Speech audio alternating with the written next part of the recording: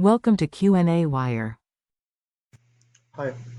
So in this part of the problem, we are given a parallel plate capacitor with initial energy stored in it to be 8.38. So let us write.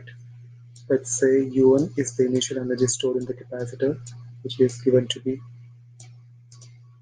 8.38 joules.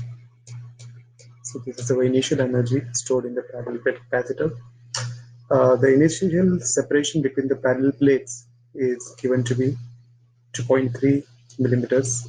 So let's say the initial separation is given. It's given to be 2.3 millimeter, and it's given that if the separation is decreased to 1.15 millimeter, let's say the final separation is T2, which is given to be 1.15 mm. So if the separation is decreased to this 1.15 millimeter, then we are required to find what is the energy stored in the capacitor in two different cases. So in the first part, we need to find the energy stored in the capacitor if the capacitor is disconnected from the potential source. So the charge on the capacitor remains same. So in the first part of the problem, we have to find the energy stored in the capacitor when the plate separation is decreased from D1 to D2 in a condition that it is disconnected from the potential source, so that the charge Q on the capacitor remains constant.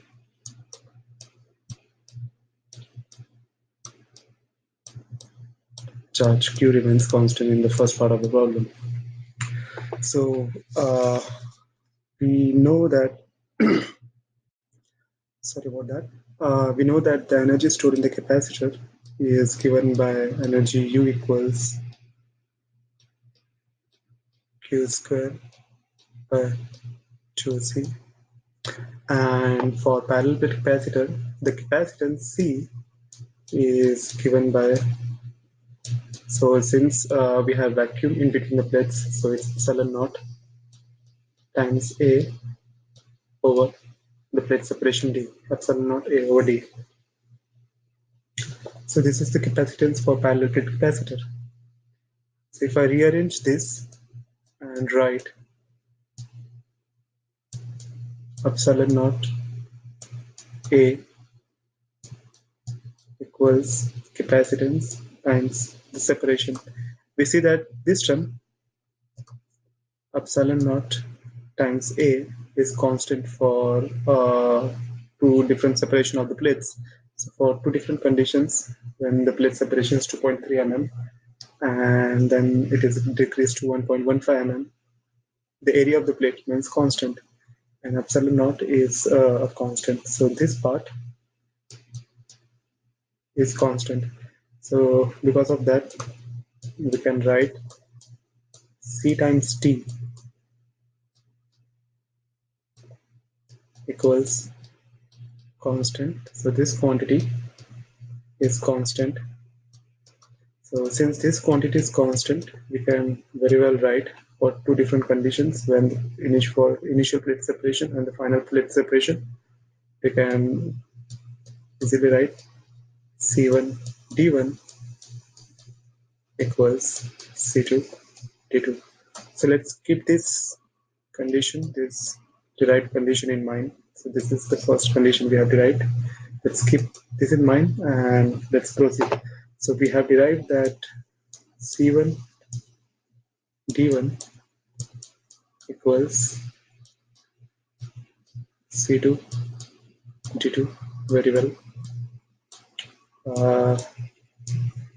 So let's keep this in mind and proceed. Let's proceed. So we saw that the energy stored in the capacitor can be written as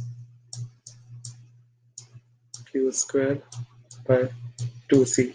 Since for the first part of the problem, the charge remains constant, so I can write U times C. So from this formula, I can easily write U times C equals constant, because if you see here that the charge Q is constant and 2 is a constant, so if I multiply U and C, so this quantity, this term, U times C, remains constant. So this is what I have written here. So since U times C is constant, so for two different conditions, I can write U1 C1 equals U2 C2, where U2 is the energy stored in the capacitor when the separation becomes D2. So we have this condition. So from these two conditions, C1 D1 equals C2 D2 and U1 C1 equals U2 C2, I come to the conclusion that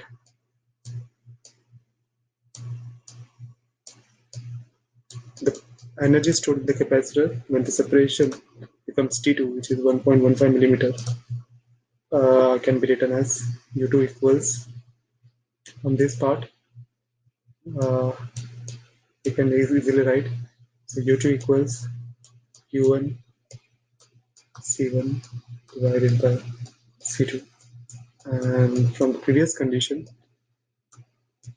we have C1 divided by C2 is nothing but D2 divided by D1. So I write U1 D2 divided by D1. So this is the final expression using which we can find the energy stored in the capacitor for the first case. So we know the initial energy, it is going to be 8.38. The distance D2 is given to be 1.15. So we don't have to worry about the units here because two distances are being divided, so the units get cancelled. So 1.15 divided by D1, which is 2.3. And if you do this calculation, you will come up, the answer for the first part of the problem is 4.19 joules. So this is the energy stored in the capacitor when the distance between the plate is decreased to 1.15 millimeter, keeping the charge constant. So this is the answer for the first part of the problem. So now let's proceed to the second part of the problem. So in the second part of the problem, they're asking us to find the energy stored in the capacitor when the potential difference between the plates remain constant. So in the second part of the problem, let's write the second part. The potential V remains constant.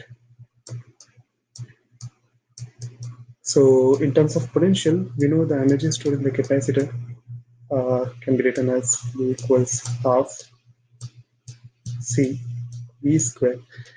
The potential between the plates, this part V, is constant.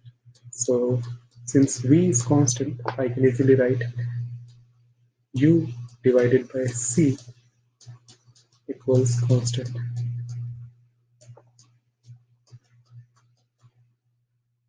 So from this expression U equals half CV square, we have a condition that potential V between the plates is constant. So since V is constant, we can easily write U by C, this term, equals constant. So having identified this, for two different situations, I can write U1 C1 equals U2 C2, and from this I can easily write my U2 energy stored for the second situation, that is when the distance is 1.15 mm, is U1 times C2 by C1.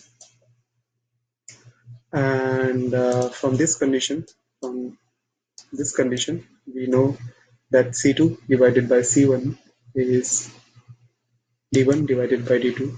So I can easily write U1 times D1 divided by D2. And if I put the values, so the initial energy is 8.38 times the initial separation D1, which is 2.3, divided by the final separation 1.15. If we calculate this value, the energy stored in the capacitor and the potential between the plates is constant, and when the separation is decreased to 1.15 millimeter, comes out to be 16.76 joules. So this is the answer for the second part of the problem. With this, we finish this problem.